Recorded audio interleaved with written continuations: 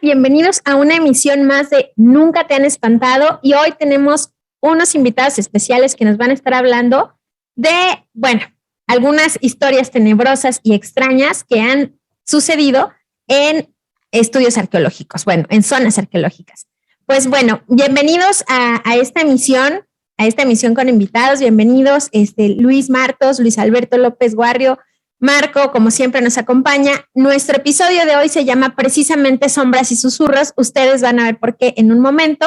Y bueno, estos agradables invitados nos van a contar también muchísimas historias macabras, tal vez, que suceden también en otros ámbitos, más allá de la tradición oral, más allá de la casa, más allá del rancho, cuando nuestra familia nos cuenta, sino en espacios muy distintos y cómo es que reacciona la gente ante estos eventos y cómo es también un poquito el shock de, bueno, estamos en la academia y estamos haciendo trabajo de campo y cómo nos enfrentamos a esto inexplicable.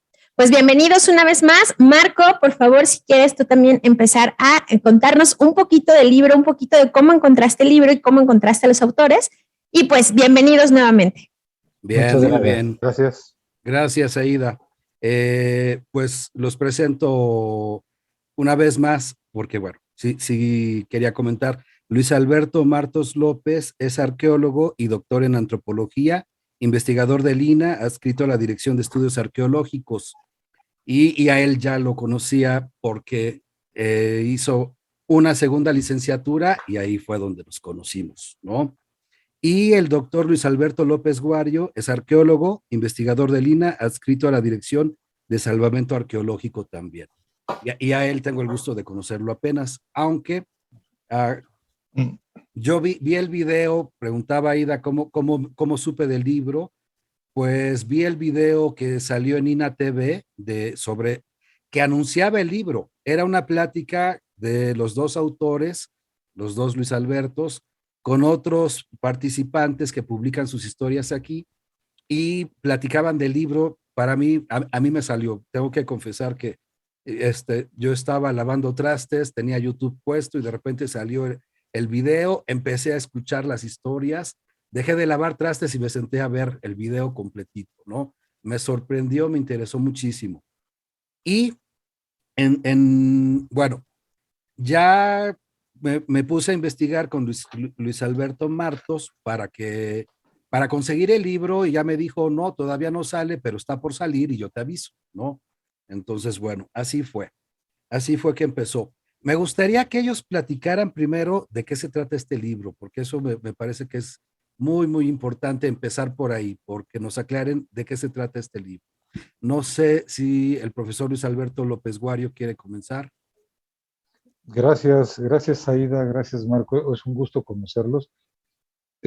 Tocayo, un saludo muy grande hasta tu tierra adoptiva, donde te encuentras ahora. La verdad es que ha sido un gusto, primero, desde hace ya varios años que conozco a mi tocayo. Digo, hay muchos arqueólogos muy, muy brillantes, muy animosos, creativos, pero mi tocayo se caracteriza por algo que es este arrojo, la valentía para afrontar temas que no son comunes.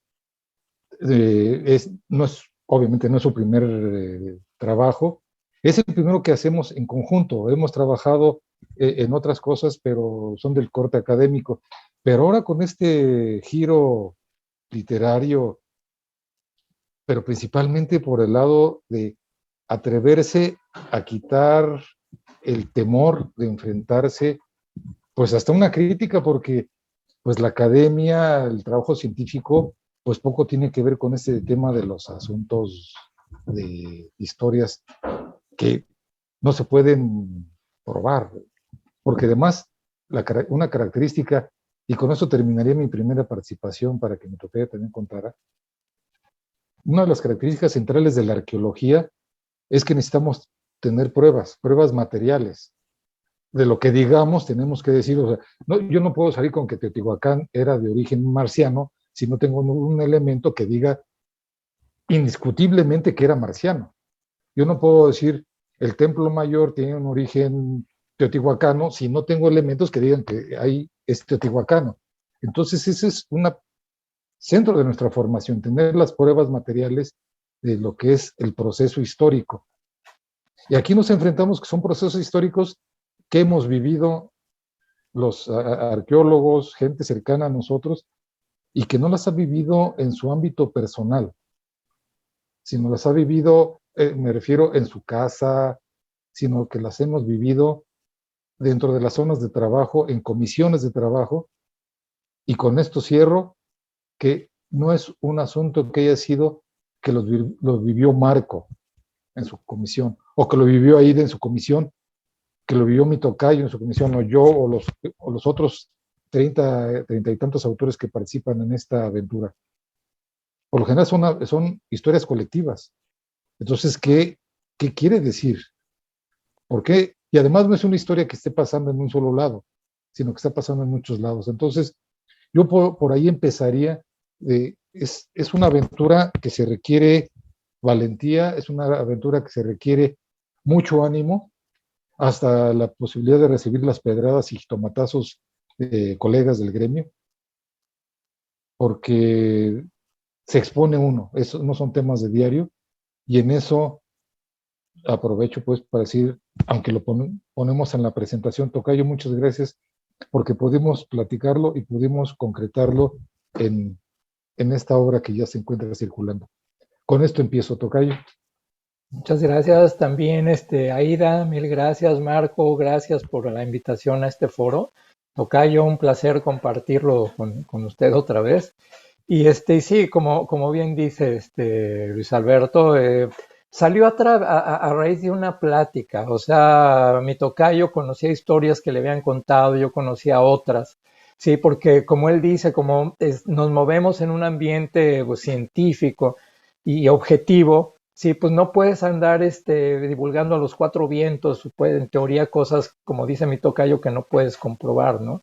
Que no son, no hay evidencia material así, ¿no? Es simplemente cuestiones que se viven, ¿no? En el momento y que dependiendo de dónde estás, pues tienes que enfrentarlas y punto, ¿no? Así como vienen. Y en una comida del trabajo, precisamente del Instituto de Antropología, estamos ahí platicando mi tocayo y yo y salió el tema. Y platicamos de que era muy buen tema, que había muchas historias interesantes y de que valdría la pena eventualmente pues como que integrarlas en un libro y publicarlos, que debería de suceder, ¿no? Porque a fin de cuentas, ya es lo que mencionamos en la introducción al libro, pues son historias de vida cotidiana, ¿no? O sea, estamos en nuestro trabajo, sí, pero estamos en vida cotidiana, en nuestra vida cotidiana laboral, no solo nuestra, de todos los participantes, ¿no? Y entonces, aprovechando la coyuntura de que estamos recluidos en las casas con lo del COVID, pues también platicando, coincidimos en uno de estos programas de radio INA precisamente, y ahí platicamos que era un buen momento como que aprovechar esto, en que toda la gente no andaba trabajando en campo, que andaba trabajando en sus casas para echar a andar el proyecto. Y entonces ya empezamos así a lanzar invitaciones. Mi tocayo a quien él conocía, yo a quien conocía que tenía historias, y luego ellos mismos nos recomendaron otras personas de cuyas historias de ellos las habían compartido con ellos, ¿no? Y así salió este libro, ¿no? Y sí, interesante, porque hubo gente que se negó, ¿no? Precisamente, que tiene muy buenas historias, y no, es que esto lo tengo que platicar contigo personalmente, ¿no? Es que es una cosa, es otra cosa, y es que no, y te dan largas y largas, ¿no? O sea, decíamos, pues te pueden decir, se me hace una tontería, no me pidas eso, no tengo tiempo, o sea, hay mil cosas, ¿no? Pero de repente te inventaban unos pretextos que dices, ay, Jesús, ¿no? O sea, pues mejor ser francos y ya, ¿no? Pero tú te das cuenta precisamente a través de esas negativas de cómo muchas veces se evita este tema, ¿no? Aunque sí lo han vivido, ¿no? Ahora, lo interesante es que muchos autores no creen en estas cosas y sin embargo narran la historia porque la vivieron, pues, ¿no? Pues yo no creo en esto, pero a mí me pasó esto, ¿no? Hay una que es muy graciosa, la de que es una historia dura, ¿no? La de Capuchinas de Morelia, ¿no? Sí. En un trabajo ahí, y el arqueólogo que le escribió, él no le ocurrió, o sea, le ocurre a todos los compañeros que están en el proyecto menos a él. Entonces no deja de tener cierta humor negro su narrativa, ¿no? Que le da un toque especial, pero sí cuenta. Y yo, bueno, ahí en ese caso yo platiqué con 3 de los involucrados las tres versiones en distintos momentos, en distintos espacios, me contaron sus historias y coincidían totalmente, ¿no? Con esto que escribe precisamente el autor. Entonces, así nació el proyecto y fue realmente muy interesante. Creo que lo disfrutamos mucho.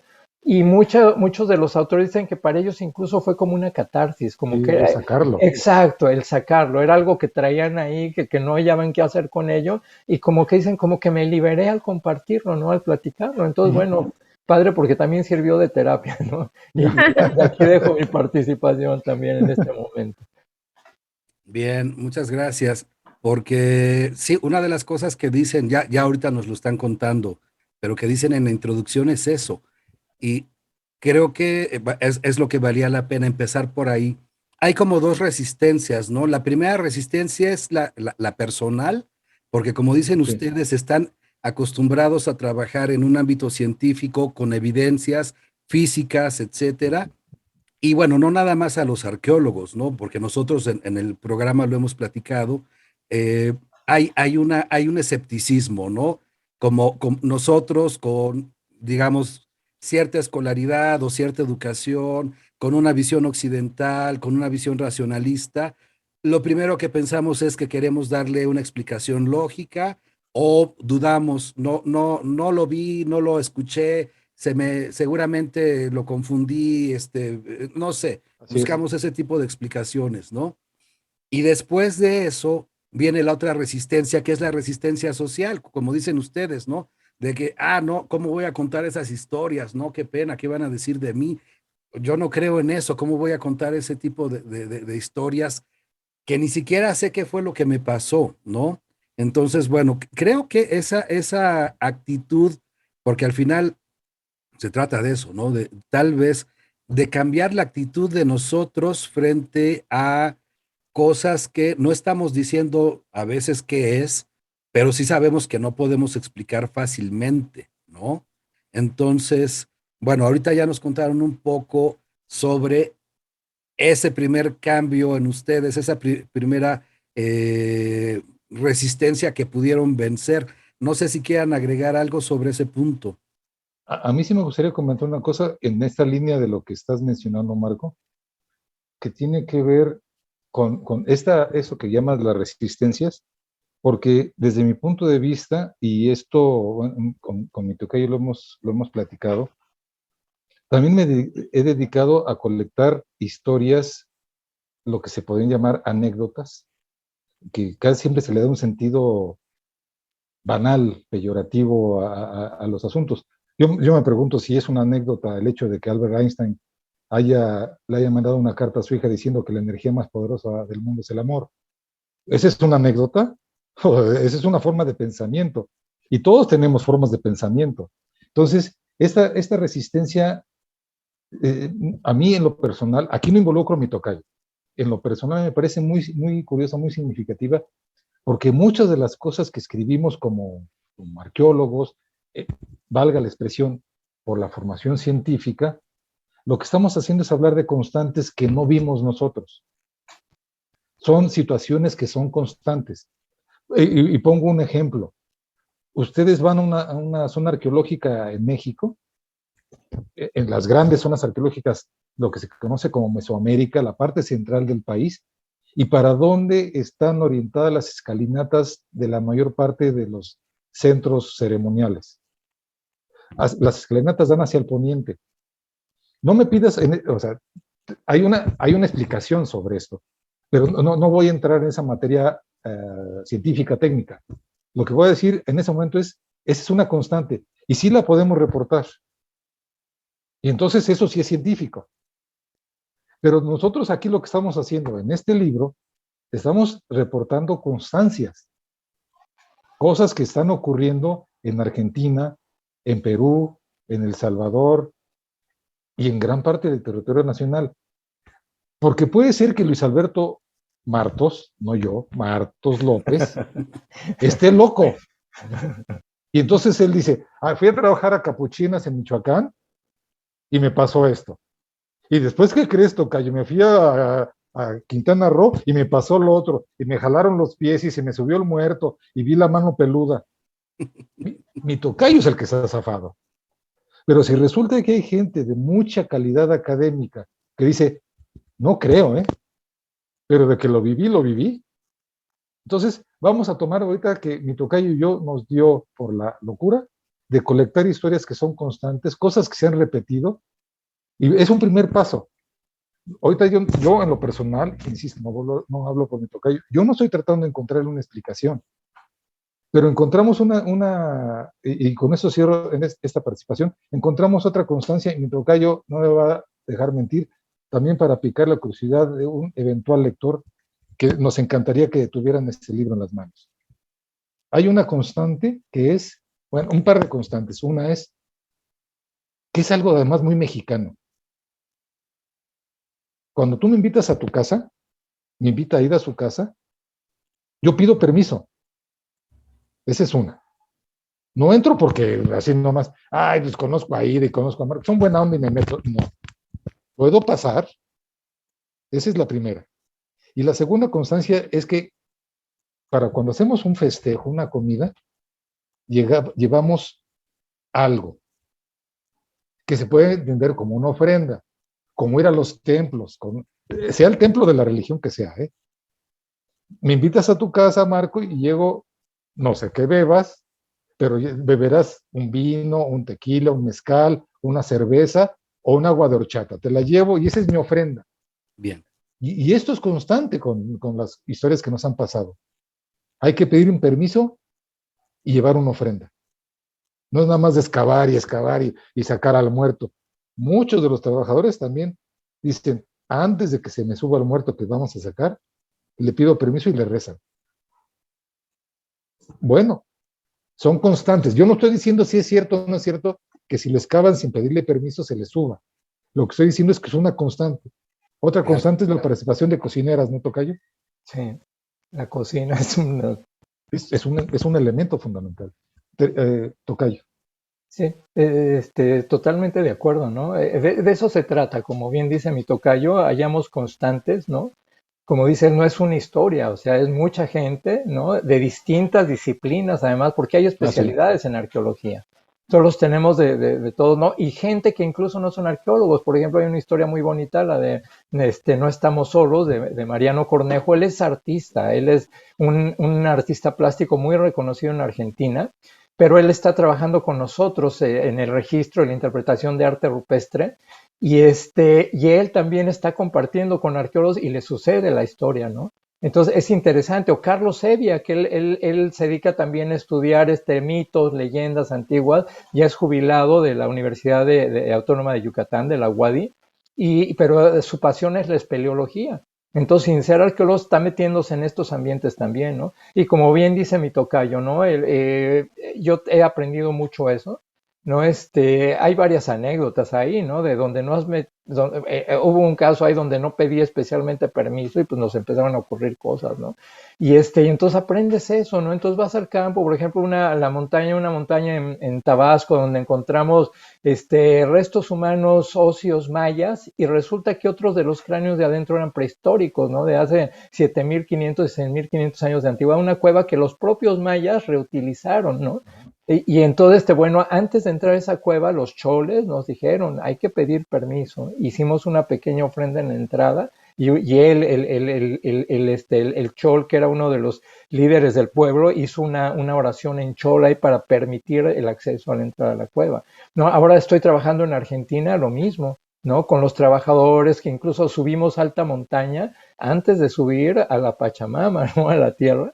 Y llevamos hojas de coca y llevamos tabaco y llevamos también aguardiente, y entonces primero le rocías a la tierra y luego tú, ¿no? Y ahora que estuve trabajando en Tren Maya, antes de empezar el recorrido que íbamos a hacer con mis muchachos, les dije, ¿saben qué? Ellos, ni modo, pues yo hago una ofrenda, ¿no? Y la hicimos entre todos y nunca nos pasó nada, ¿no? Nos salió un puma que salió corriendo, ¿no? Más asustado que nosotros. Nos encontramos dos cascabeles como de 2,80 de largo, y las dos pasó la gente a 30 centímetros de ellas, estaban dormidas hasta que las detectamos, pero no las ves, no se despertaron, no, o sea, pues no sé, o sea, no sé si ya está uno predispuesto a lo infalible que puede ser estas cosas, ¿no? A la protección que te dan o no, pero bueno, como dice mi tocayo, es una forma de respeto, ¿no? Porque son lugares donde ahora estamos nosotros ahí, pero son lugares que por cientos, por miles de años han sido visitados, la gente ha vivido ahí, ha sentido,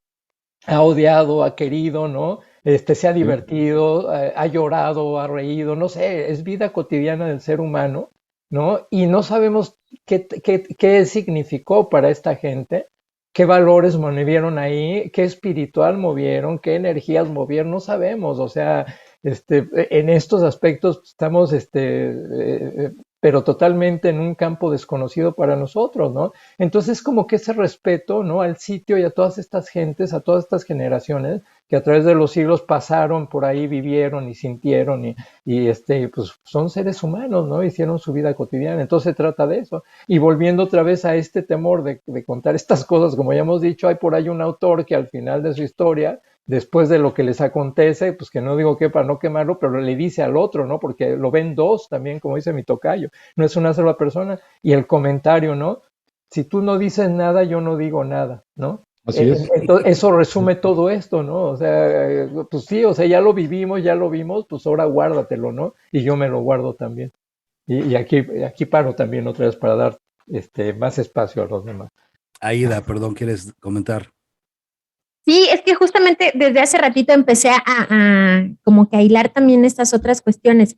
El hecho de que ustedes como académicos, como científicos que están trabajando en campo, empiecen a contar estas historias de alguna manera, saca del baúl, saca del secretismo, algo que es un secreto a voces, ¿no? Que desde hace muchísimo tiempo, en muchísimas tradiciones, se considera necesaria cierta ritualidad para entrar a esos espacios antiguos, a esos espacios que tienen muchísima historia. Y ahorita estaba recordando las excavaciones que se hicieron, las primeras excavaciones que se hicieron en el siglo pasado, en el siglo XX, en las pirámides de Egipto. Y las supuestas maldiciones que traía consigo entrar a estos lugares sin pedir permiso, sin tener como cierta protección. Entonces, bueno, esto también me hace pensar en cómo, desde su perspectiva, se unen dos mundos que son a veces antitéticos, ¿no? La ritualidad y la academia, y cómo conviven en este libro. A mí, la verdad, me parece fabuloso y me parecía como necesario también porque la tendencia académica en todas las áreas, no me dejan mentir, es separar lo humano de una forma que realmente es imposible, ¿no? Porque es separar los afectos, separar las emociones, separar como toda esta cosmovisión de nuestro ejercicio profesional como investigadores. Entonces, ahí hay otro matiz bien importante, ¿no? Y sobre eso, si me permiten, Aida y Marco, hasta Claro, hay una razón por la cual este libro le pusimos por este nombre, mi tocayo y yo, Sombras y Susurros. Y tiene una doble vertiente. Por un lado, son hechos que por lo general ocurren en la oscuridad, en la sombra. Y muchas de las historias nos hablan de cosas que se escucharon en susurros. O sea, es tanto por esa vertiente de el momento preciso en el que ocurrieron, y por otra, que por lo general se platican, no necesariamente en la oscuridad, pero así acá en cortito, como bien dice Aida, sacar ese secretismo. Bueno, o sea, a mí me habían platicado cosas, ahora sí que en lo oscurito, y me lo platicaron a baja voz, en susurros. Y mi tocayo y yo, pues ya acá aprendidos por la reunión y a mi tocayo y a mí nos encanta platicar. Entonces, inmersos en esa plática, resulta que también a él le habían platicado cosas en lo oscurito y en susurros, porque también es como de dar pena, como bien dice Aida, son cosas que están en el baúl y híjole, es que, pues como dice mi tocayo, ¿no? Lo que pasó en Las Vegas se queda en Las Vegas, ¿no? O sea, ya nadie diga nada, porque, pues, eso de que ande un arqueólogo haciendo un trabajo científico para que después salgan con que la mano peluda y los cazafantasmas, pues sí va a demeritar el prestigio, ¿no? Pero nosotros lo vimos y por eso le ponemos Sombras y Susurros, porque así vamos a empezar. O sea, desde mi perspectiva es una forma de abrirse, es una forma de enfrentar y reconocer que están ocurriendo cosas que no es una cosa individual, que no es una cosa de un lugar, es una situación que se presenta en varios lados y son 31 historias, las cuales los que lo vivieron nos lo están narrando y son esas 31 historias que por lo pronto es América, son situaciones que ocurren en nuestro, o como dicen ahora, en las Américas, en nuestros vastos continentes, y que la gente se atreve a contarlas y que han ocurrido o son antiguas o son recientes, hombres, mujeres, estudiantes, grandes profesionistas ya reconocidos. Tenemos la participación de un profesor emérito, el profesor Jorge Angulo, Jorge Angulo, que es un profesor emérito de Lina y que no muy convencido estaba de su participación porque es, pues, ¿cómo yo voy a decir esta que me pasó? A él le aconteció a sus trabajadores, pero él también tuvo parte en esta historia. Entonces por ahí va sacar estas historias, contarlas, hablar de cosas que pasan en las grandes ciudades, cosas que pasan en las zonas arqueológicas, que pasan en los campamentos, que le han pasado a muy diferentes edades y en muy diferentes grados de su escolaridad, y que estaban ahí guardadas en el baúl, como bien dice Aida, ¿no? Entonces vamos a ventilar esas historias para ver qué nos da, ¿no? ¿Okay? Quiero comentar algo, creo que Aida tocó un tema bien interesante y es la forma también de aproximar texto con esto de lo que mencionaste, Tocayo, de pedir permiso y sí es acercar también de alguna forma a las comunidades, ¿no? Es respetarlas también a ellas, ¿no? Uh-huh. Ahí es una forma de respeto, ¿no? Y ahora que está tan de moda la multicultura y ¿no? El convenio 169 de la OIT y todo esto que pues tratamos de respetar y darle lugar y crédito a las comunidades, pues es una forma, esta forma de acercarte, de incluso de compartir estas historias, ¿no? Entonces a lo que mencionaba Aida, me recordé de un libro que leí hace tiempo que se llama El pensamiento prefilosófico, y de Frankfurt, Wilson y Jacobsen, me parece. Y ahí mencionan ellos que para el pensamiento antiguo, ¿sí? Hablando de estas gentes que estudiamos nosotros, decía, todo fenómeno es un tú con el que puedes interrelacionarte, ¿no? Por ejemplo, para los lacandones, ¿sí? El sol, cuando en el amanecer y en el anochecer, el cielo se torna rojo porque jaguares gigantes en la época primigenia lucharon y entonces al estar peleando los jaguares de la noche contra los jaguares diurnos, sí, sangraron y es lo que pinta el cielo. Es una forma de interacción. O si en China había un eclipse de sol, quería decir que el tigre quería tragarse al disco solar, entonces había que tocar tamborazos y demás. Vamos, puedes interactuar y tratar de incidir en estos efectos. Es algo personal, dicen estos autores, es un tú. Entonces ellos mencionan cómo con el advenimiento de la ciencia y sobre todo la ciencia occidental, eso que para el ser humano era un tú, se convierte en un ello, es algo impersonal. Y entonces ahora digo, ay, mira qué bonito el atardecer, ¿no? Y ya sé que en el fondo es una cuestión de la luz y de incidencia y entran N factores y que si la posición del sol con la atmósfera y Es la ¿no? física. Es la física, ¿no? Y es la química, ¿no? Y es la ciencia. Y pierde todo este rollo, ¿no? O un eclipse de sol, pues simplemente la luna va a pasar ahí enfrente y sale sobrando si yo toco el tambor o no, porque pues es un fenómeno que va a pasar y ya.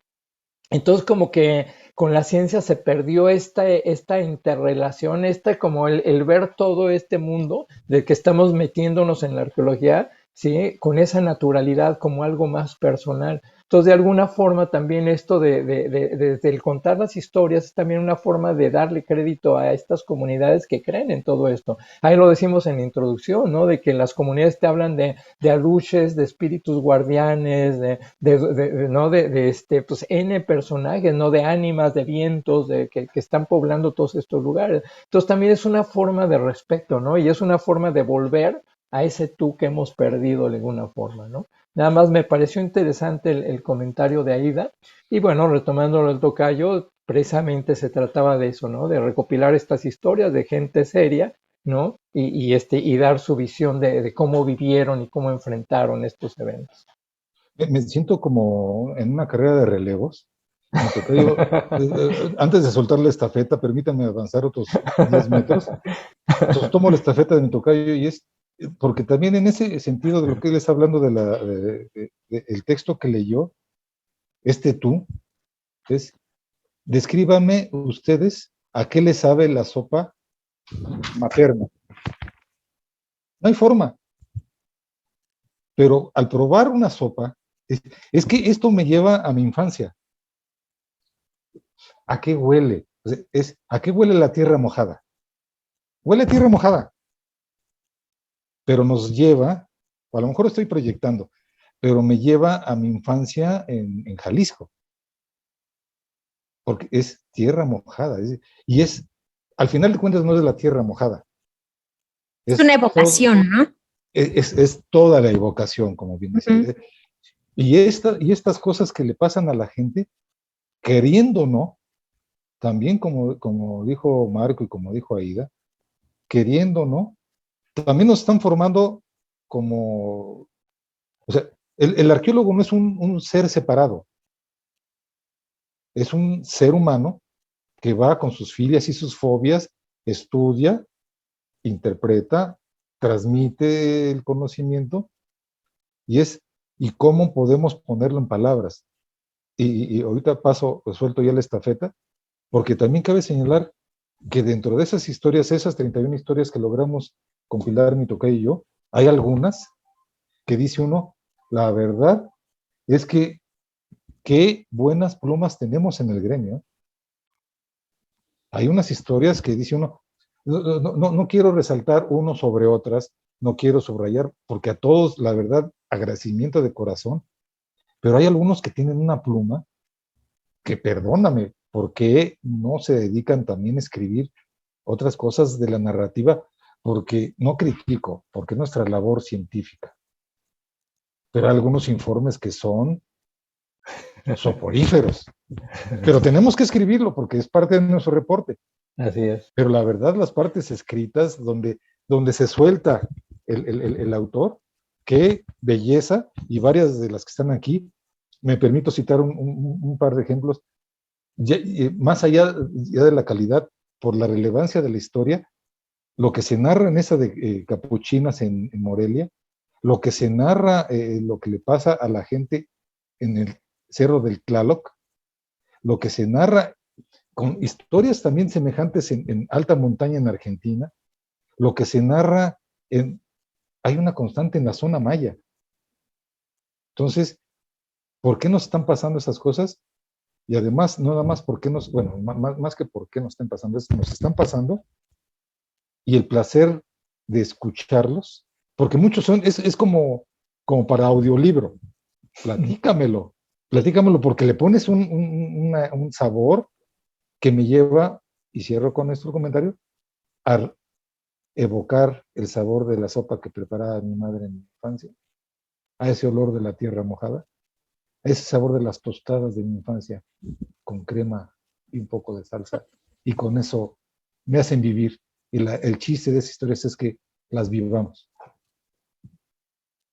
Ya, suelto el micrófono. No, totalmente de acuerdo. Nada más para complementar lo que dijo el tocayo, cuando hicimos el trabajo de edición, pues estuvimos revisando los textos y demás y los comentábamos. Por ejemplo, de Argentina le mandaba yo a mi tocayo y me decía, oye, no inventes, es que de repente estaba yo trepado en la montaña viendo a la pastorcita allá abajo y sintiendo el viento y sintiendo ese ambiente que te describe, ¿no? O sea, hay, como dice él, yo no sé si decirle ahora buenas plumas o muy buenos teclados, porque ahora todo es sí. por la computadora, pero en realidad sí, y en general todas, cada historia tiene lo suyo. Cada historia tiene su interés. Y ahora algo importante también es que no tratamos de explicarlas, ¿no? Aquí se trata de simple y llanamente de compartir las vivencias. Eso es todo. No, decimos también en la introducción que pues, nosotros pensamos que ni debes tampoco clavarte mucho en esto y nada más ya andarle buscando así como algunos programas que ahí se van con la cámara a ver si es cierto que aquí espantan y no. No, o sea, no, simplemente cuando te toca vivirlas, pues como decía uno de los personajes, ¿no? De la historia de Capuchinas, que él quería siempre tener una vivencia de este tipo, ¿no? Entonces, bueno, si te toca, pues enfréntala, vívela, a veces son terribles, ¿no? A veces son más agradables. Y y pues es eso, ¿no? Compartirlas. El otro problema es decir, no, eso no existe, ¿no? Ponemos de ejemplo ahí, es como si pues, yo digo la aurora boreal no existe, yo nunca la he visto, ¿no? Sí, entonces es irte al otro extremo también. Entonces aquí no se trata de buscar explicaciones, si encontramos lo que comentó mi tocayo, lugares comunes, ¿no? Coincidencias, las hay muchas, ¿no? Que eso es lo interesante y lo notable de estas historias, que sí hay constantes, ¿no? Pero se trata de eso, simplemente compartir las vivencias, ¿no? Por eso también de alguna forma, pues este libro lo puedes meter tranquilamente en esta clasificación de historias de vida cotidiana, ¿no? Definitivamente. Ajá. Y aquí dejo mi participación. ¿Algo que quieras comentar, Aida? No, tú adelante. Bueno, ahorita nada más entendí perfecto la referencia de la sopa porque justo ayer yo cociné albóndigas. Salieron ricas, pero no eran las de mi mamá. Así. Sí, no eran las de mi mamá. Es que es eso, entra por la boca y se va a todo. Es esa misma imagen, tocayo, Aida, es la imagen que retratan en la película esta de Ratatouille. Cuando el crítico de comida, ¿no? De repente se va a su infancia, ¿no? Sí. Exacto, tenemos sensaciones, emociones, aromas, o sea, y a veces esos estímulos no son solamente en la imaginación, ¿no? Se me pone la piel chinita, se me hace agua a la boca, o sea, te evoca mucho, ¿no? Te evoca mucho. Sí, claro. Y en ese sentido es el que yo decía que más allá de, como dice mi tocayo, de andar de cazafantasmas y llevar la cámara a los cementerios, como hay un programa por ahí de televisión, que no digo su nombre para no engordarle su caldo, estar buscando, o la negativa, porque como yo no lo he visto, no me corresponde, no me consta, entonces no lo platico. Aquí la idea es que estamos viviendo estas situaciones, y lo quiero subrayar, o sea, yo no viví lo que vivió el tocayo, no viví lo que vivió Joel Santos, el profesor Angulo, Sergio Grosjean, Adriana Velázquez o Rosalba Nieto. ¿No? Yo no lo viví, estoy mencionando algunos de los autores. Lo que sí me consta totalmente es lo que yo viví, y ahora sí que no me tienen que torturar para decirlo. Hay una situación, si me permiten, así como a manera de ejemplo, de la historia que a mí me tocó vivir, siendo un estudiante, con uno de los arqueólogos de renombre, llegó a ser el director del INA de forma interina, fue secretario técnico del INA, que es el nivel, segundo nivel, o sea, desde lo más alto en la institución. Era un ingeniero del Instituto Tecnológico de Massachusetts, reconocido por sus siglas, esta asociación que se dice Mensa, pero es de grandes pensadores. Era ingeniero químico, profesor de la ENA, fue presidente del Consejo de Arqueología, que es el órgano consultivo más alto del instituto. O sea, tiene una trayectoria tremenda y años de dar clase. Tengo la fortuna de que sea mi profesor y lo vivimos en San Cristóbal Las Casas. O sea, yo iba con la expectativa de aprender, y resulta que a un grupo de 12 alumnos nos pasa, y él era un científico pero ortodoxo. Mi querido profesor, que en paz descanse, Joaquín García Bárcena. Él esas cosas no. Pero resulta que a todos los que estábamos conviviendo en ese espacio nos pasaron. Y nos pasaron cosas que le pasan a mucha gente. Que ahorita, por ejemplo, Aida veo en la habitación donde se encuentra, tiene libros, tiene discos, según puedo ver, tiene una flor, y de repente se voltea a ver hacia otro lado y ya la flor ya no está, o ya no está el adorno, ya no está el libro, que ella sabía que estaba ahí. Entonces, ¿a quién le va a echar la culpa? Pues nosotros echamos la culpa entre nosotros de que no me des la lata, me estás perjudicando porque me escondiste mi libreta de tránsito, me escondiste mis materiales, dónde está la engrapadora, dónde está el flexómetro, lo que sea. Pero a todos nos estaban pasando y nadie lo hacía. Pero cuando te ocurren cosas a medianoche que te llenan de espanto, porque se espanta uno, porque son cosas que erizan la piel, y varias de las historias que vienen aquí, cuando tú las lees, te erizan la piel. Yo cuando la conté ya me dejó de erizar la piel, porque ya conté la mía. Ya me liberé de ese peso, como en la película de Robert De Niro en la Misión. Espero no decir nada que vaya, como dicen ahora, a spoilear, pero cuando Robert De Niro se libera con esa escena de, no digo más para que la vean, porque está padrísima la película, o sea, igual me pasó cuando lo escribí. Y resulta que al final de la historia es que el profesor había hecho algo que no debía haber hecho. Limpió tan profundamente la habitación que retiró unos amuletos que estaban en las esquinas de la habitación. Y cuando el dueño de la casa le dice, no, es que no tendría que por qué haberlo hecho, las vuelve a poner. No me crean, Aida, no me crean, Marco. Tocayo, ya te lo he contado, no me creas otra vez. Los lectores no me crean, pero a partir de esa noche pudimos dormir. No nomás yo, todos, porque no podíamos dormir, porque eran ruidos, sensaciones. A una compañera se le subió el muerto. El típico se le subió el muerto, ¿no? Es leyenda universal, ¿y qué implica? Que tenemos tensiones, porque hay que buscarle, como dice mi tocayo, tenemos que buscarle una explicación científica. Lo que pasa es que estabas drogado, estabas tomado, quién sabe qué habrás comido, estabas muy cansado, tus huesos estaban muy lastimados, tus nervios. Hay que buscarle una explicación por qué esas cosas no pasan. Pero si le pasa a Ida, le pasa a Marco, le pasa a Luis Alberto, le pasa al otro Luis Alberto, le pasa a todos, es algo que está pasando. Y en nosotros, a partir de esa noche, que se vuelven a colocar las cruces en las esquinas de la habitación, a dormir. Mis compañeros de práctica se retiraron como a la semana, y el único estudiante que se quedó con mi querido profesor Joaquín García Bárcena fue yo, en toda la habitación. Les juro que si no hubiera ocurrido esto, no me quedo, ¿eh? No me quedo, no se podía dormir. Ahora, y era compartido el miedo con los otros 12. Yo solo, sáquense, me regreso a México con mis compañeros. Y no, miren, me quedé calvo por otras cosas, pero no por esos sustos. Muy bien. Por ahí va. Luis, no sé si tú nos quieras contar tu historia o alguna otra historia. Bueno, les cuento otra para no spoiler la del libro, ¿no? Ay, caray, gracias, tocayo. No, está bien. Bueno, pero sí, como las otras sí están buenas. No, está muy buena tu historia, tocayo. Además, cabe mencionar que mi tocayo le escribe a ritmo de corrido, entonces le da un toque muy, muy especial a su narración, muy, muy padre, porque lo va contando, siempre abre con una estrofa del corrido, ¿no? Entonces, la verdad es cada parte de la historia. Entonces, la verdad está espléndida su historia. Y además, mi tocayo es de los que tienen buena tecla. De la computadora de tocayo, no de otras cosas. No se me va a ir por otro lado. Porque ya lo conozco. Y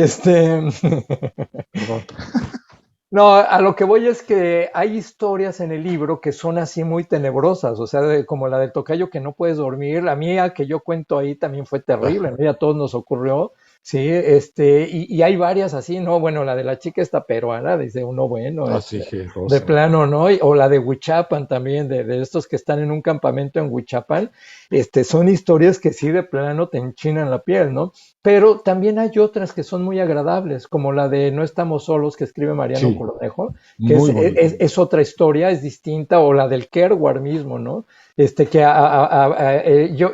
todos los que lo han leído y con los que lo he comentado vinculan una oración en la cima de la montaña con lo que sucede después, ¿no? Que es algo bueno, pues, ¿no? Entonces, en ese tenor yo cuento estábamos trabajando, no sé si conozcan en Valladolid el convento del siglo XVI San Bernardino de Siena, que le llaman San Francisco de Sisal, porque es el convento de los franciscanos y estaba en el barrio de Sisal, que viene del vocablo maya Sisja, agua fría, porque ahí hay un cenote que se llama así el cenote Sisja y el convento está construido encima de este cenote. Entonces, para ustedes que Marco, Aida, que les gustan todas estas historias urbanas y demás, bueno, hay una leyenda que dice que un día ese cenote se va a colapsar, ¿no? El techo y que se va a venir hacia abajo y se va a caer todo el convento entero y que ese día es el fin del mundo, ¿no? Que es lo que va a marcar así como, ¿no? Como hay otras historias en Azcapotzalco y en otros lugares, ¿no?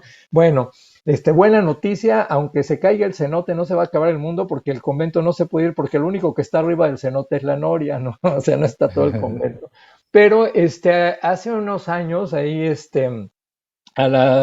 precisamente a otro de los autores, a Sergio Groyan, que trabaja cenote, le reportaron que había evidencias arqueológicas en el cenote. Entonces él fue, hizo una primera inspección y bueno, encontraron un arsenal de rifles de la época de la guerra de castas espléndido, ¿no? Entonces, bueno, siempre ha colaborado también con la Subdirección de Arqueología Subacuática de Lina y se armó el proyecto y fuimos y estuvimos trabajando. Entonces, amablemente, el párroco del convento nos dio la oportunidad de vivir en el convento mientras explorábamos el cenote. Entonces ahí estábamos en las antiguas celdas del convento del siglo XVI, colgamos nuestras hamacas, ahí dormíamos, ¿no? Y pues ya cada día temprano bajabas, desayunabas ahí en la cocina del convento, que también nos tuvieron la amabilidad de compartirnos de la comida, de verdad, lindísima gente, ahí en el convento de Valladolid, y estuvimos trabajando, ¿no? Muy interesante, precioso el trabajo, pero de las primeras noches que nos quedamos ahí, pues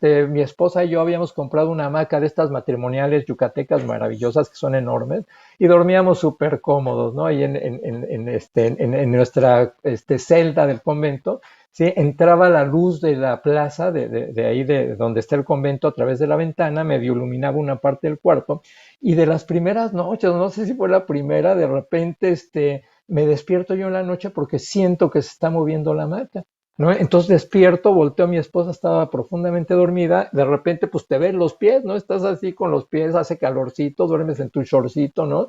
Entonces veo mis pies descalzos y veo cómo de repente empiezan a levantarse los pies, ¿no?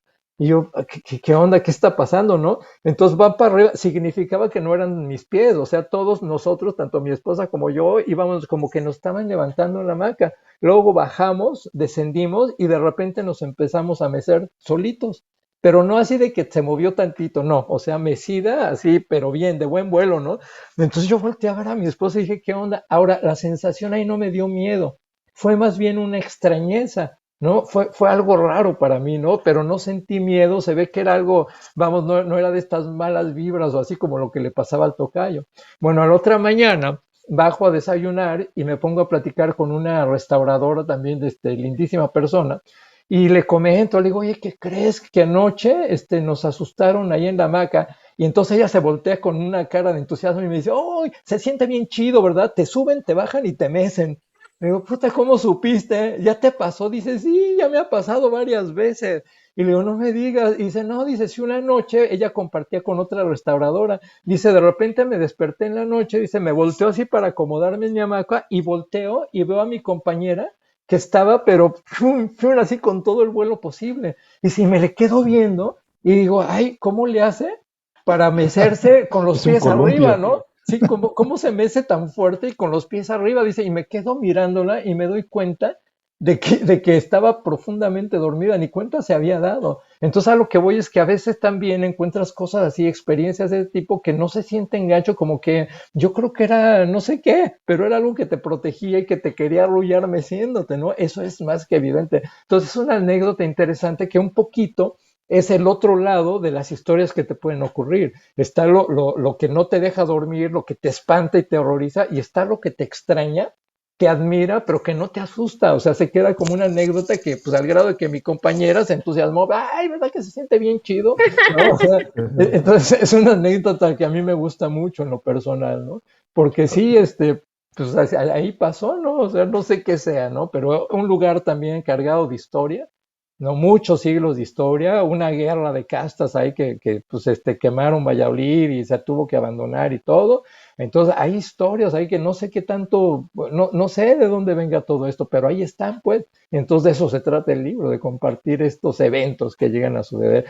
Mala onda, mala vibra, ¿no? O también historias así agradables como esta otra que les acabo de compartir. No sé cómo estemos de tiempo Sí. para... Bien, no hay problema.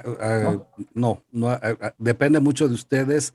Cuando ustedes nos digan ya, gracias, Oh, no se preocupen. no, es que Aida, Marco, para la gente del instituto, mi tocayo y yo nos estamos peleando por el micrófono de oro, o sea, más bien somos como Vicente Fernández, mientras nos sigan preguntando y escuchando, seguimos cantando, entonces... No, nosotros encantados, ¿eh? No, al contrario.